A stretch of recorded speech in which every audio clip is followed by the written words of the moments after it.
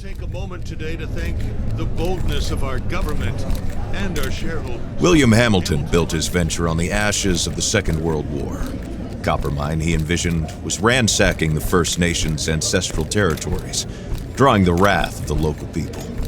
It definitely took nerves of steel to stay the course, despite all this hostility.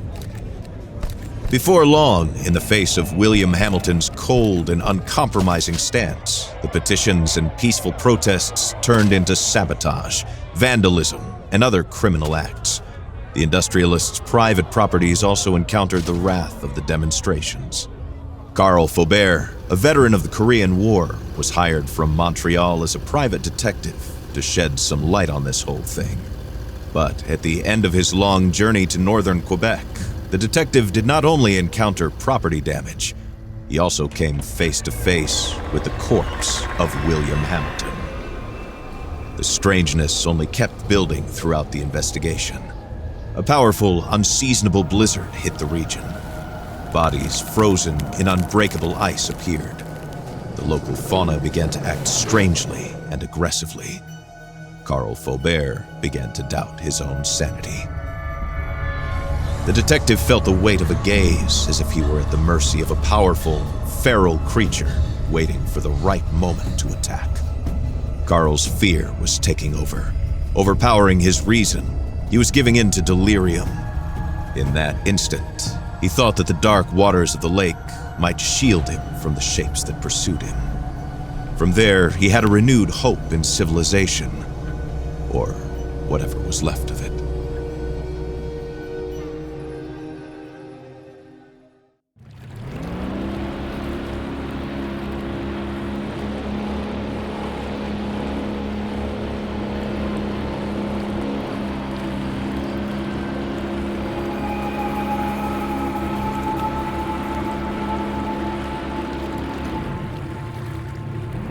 Carl knew that on one of these shores stood William Hamilton's lavish mansion, and there the detective had hopes of finding a way out of the area. A phone, a truck, who knows? Under the luxurious paneling and damask carpets, he might be able to find answers to his questions.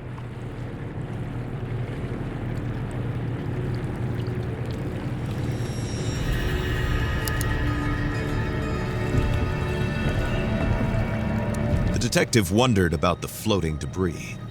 Had it drifted out from the shore, or had it been abandoned there in the middle of nowhere?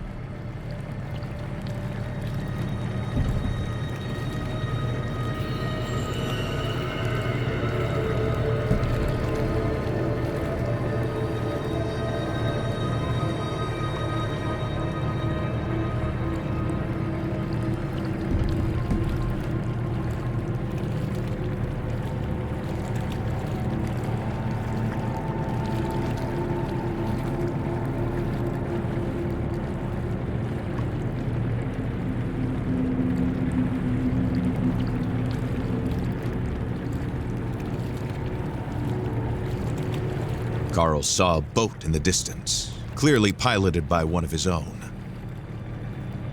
Had he finally made it to civilization? His hopes were immediately drowned out by the sound of gunshots. Time to flee again, and fast.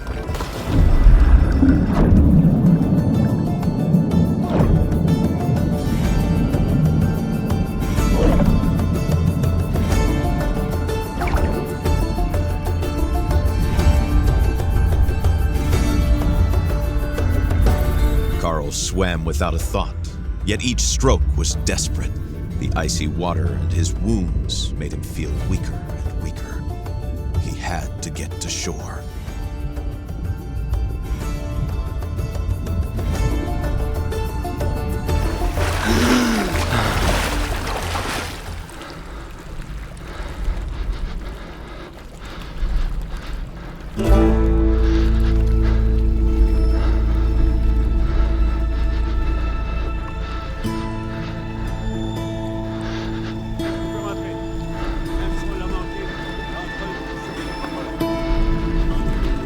Bleeding and the hypothermia were tearing at Carl's poor body.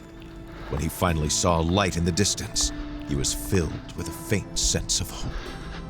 Could it be a refuge?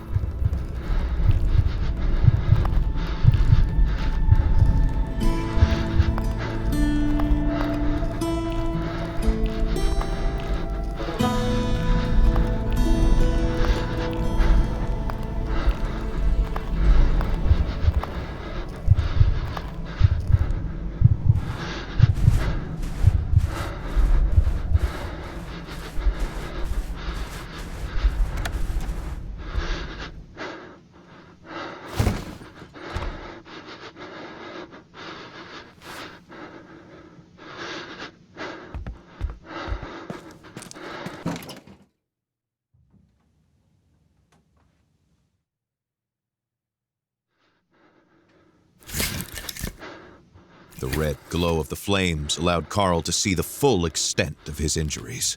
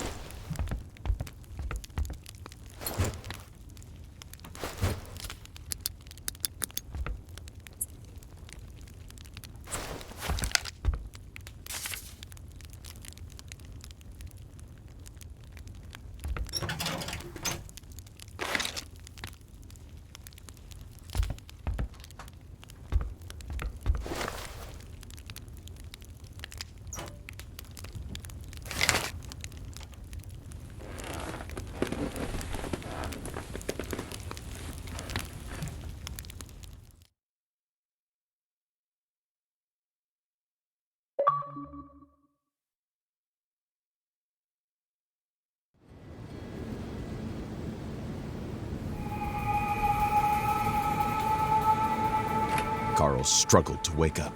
His makeshift bandages offered him little time. If he wanted to find the truth, he had to get to Hamilton Manor without delay.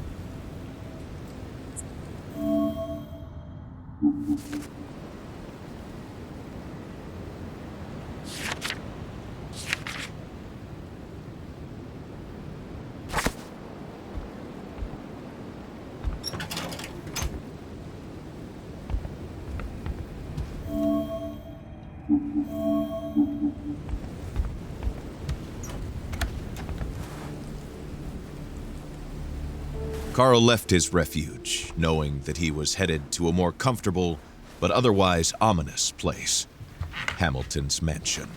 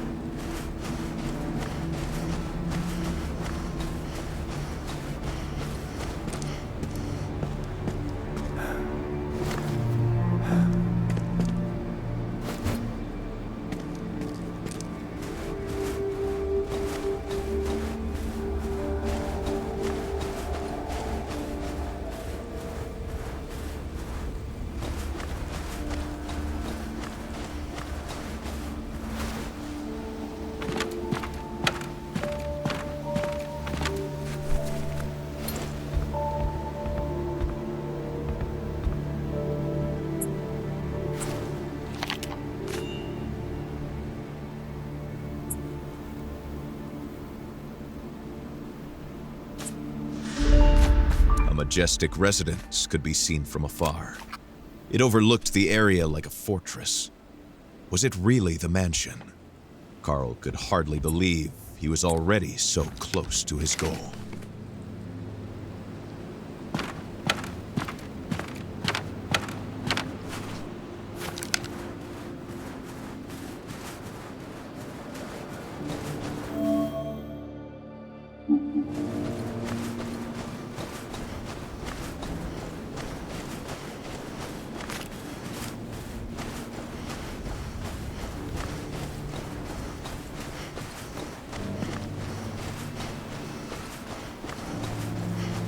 Out of all of the animals in Quebec's fauna, the wolf was perhaps Carl Faubert's favorite. Its nobility and beauty were matched only by its ferocity and intelligence.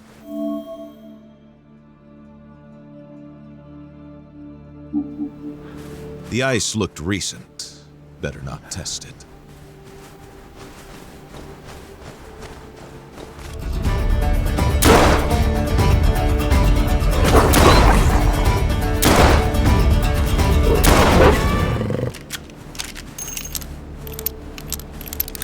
Wolves do not generally attack human beings. At least, not unless you attack them first.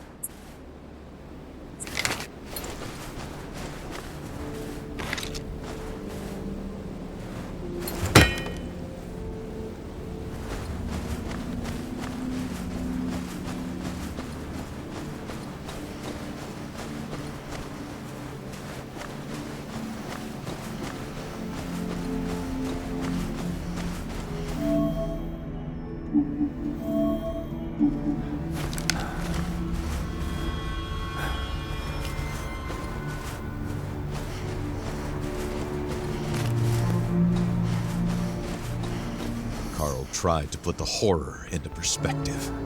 Accidents happen, and in the inhospitable far north, it happens more often than not.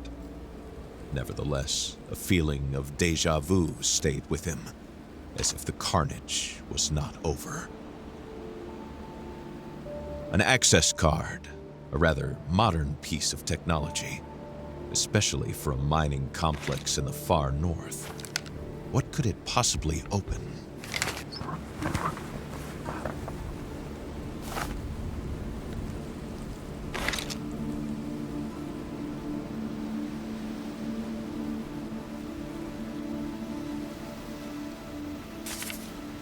What were these mysterious fragments? And why was there a warning about the Brume? This letter raised more questions than it answered for the detective.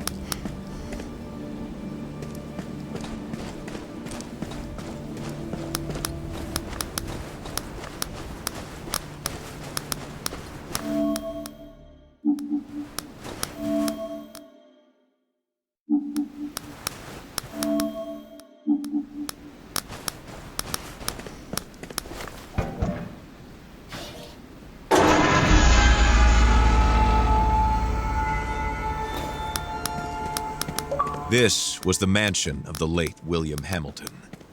No doubt about it. There was no other rich industrialist in the area to have a sumptuous mansion built in the middle of nowhere.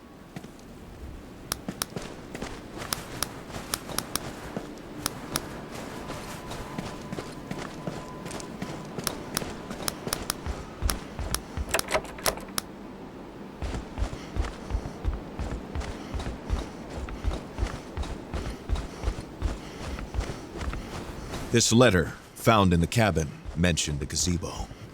The key to the mansion would likely be there.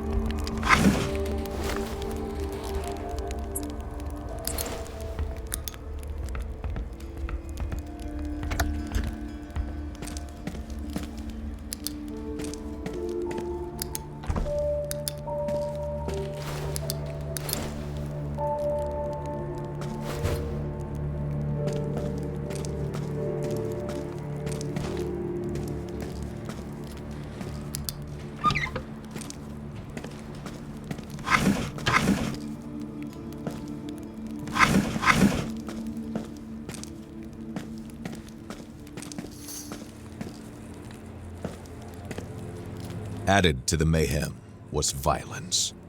Carl understood that a tragedy had occurred here.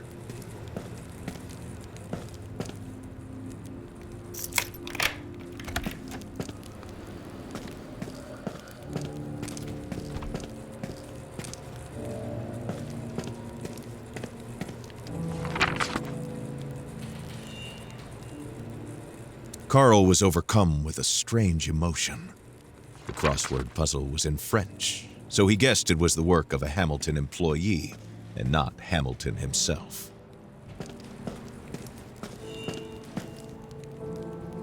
Carl was overcome with a strange emotion. The crossword puzzle was in French, so he guessed it was the work of a Hamilton employee and not Hamilton himself.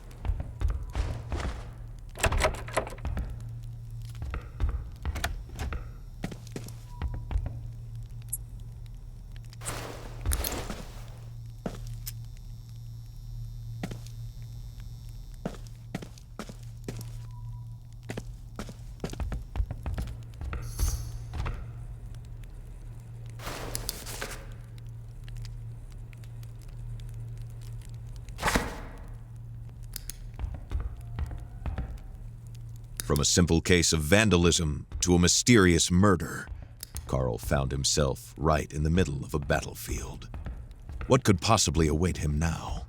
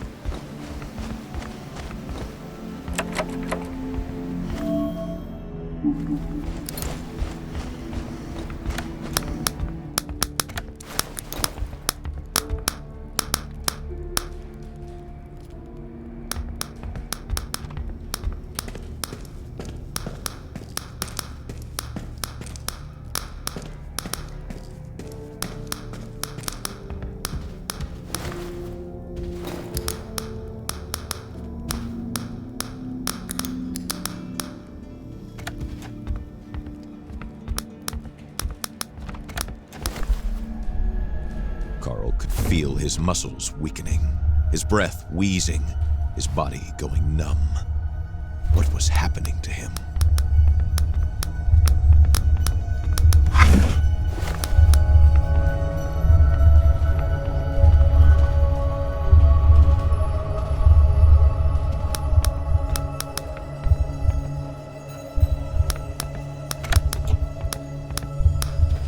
The floor was rocking. The walls seemed to be running from Carl's hands as he tried to steady himself. Something was not right. Carl's thoughts were twisting in his head, making him dizzy.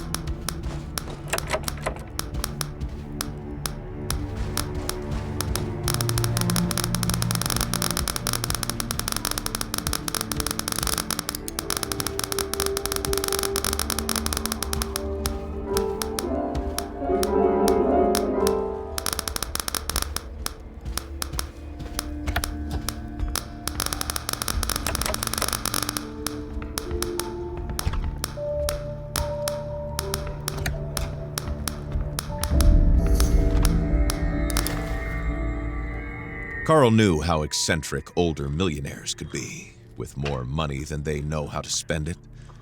But never could he have imagined such a sophisticated puzzle.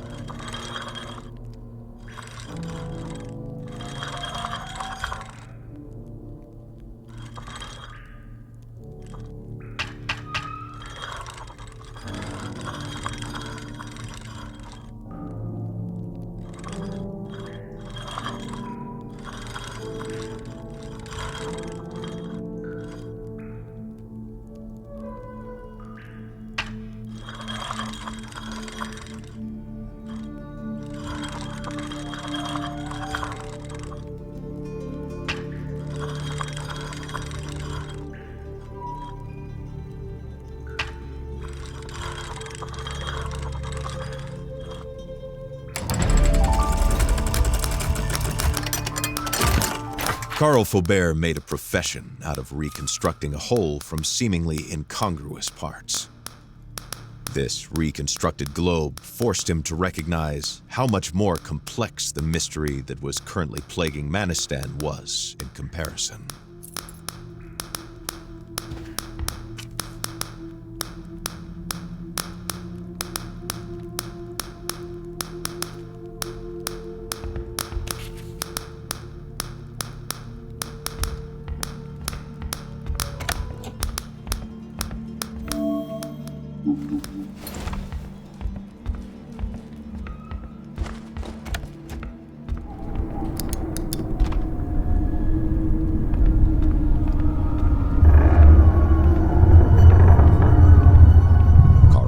Struggling to move forward. His feet could hardly find their way in front of him. He doesn't know which way he came from or the way he's going. Everything seems to be going in a circle, a spiral carrying him. He doesn't know.